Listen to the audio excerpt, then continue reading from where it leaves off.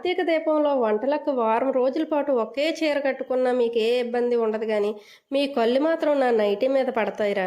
మీ మనసులో మాట నాకు తెలుసురా. 3 రోజుల నుండి ముష్టి ఒకే నైటీతో ఉన్నావేటక్కా అనే కదా! ఒరేయ్! 3 వీడియోలు ఒకరోజు తీసినవేరా. బిట్టు బిట్ల కింద వదులుతున్నాను. సరే గాని బావకేటైందక్కా? బొత్తిగా పీక్కుపోయాడు. చేతికి క్యానులు కూడా పెట్టుకున్నాడు. ఏటి సంగతి? క్లైమేట్ మారింది కదరా, మనసుకి నీరసం చేసింది. ఒంట్లో ఓపిక లేక సిలేన్ బాటిల్ కూడా ఎక్కించుకున్నాడు. నిజం చెప్పక్క, చేపల పులుసు తేడా చేసింది కదా. ఒరేయ్, నిజం చెప్తున్నాను రా, మీ బావ అసలు ఆ పులుసే తినలేదు.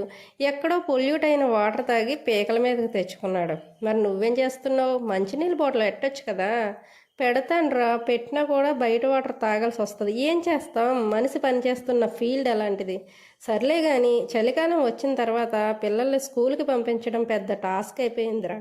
మామూలుగా మనమే ఏడైనా కానీ మంచం దిగం, ఇంక పిల్లలేం లెగిస్తారులే.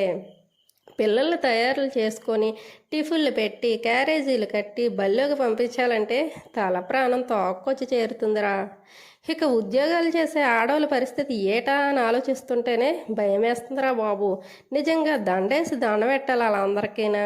ఒరే తమ్ముళ్ళు, రేపు పెళ్ళిళ్ళు చేసుకున్న తర్వాత ఎవరితో వచ్చింది అదే చేసుకుంటుందిలే అని దుప్పటి తన్నిపెట్టుకు పడుకోక నా మరదళ్ళకు కొంచెం సాయం చేసి పెట్టండిరా. మీ భావం చూసి నేర్చుకోండిరా. చెప్పింది చాలే అక్క, ముందు పని చూసుకో అంటారా? అలాగే చేస్తాను కానీ వీడియోకి లైక్ కొట్టేళ్ళండి.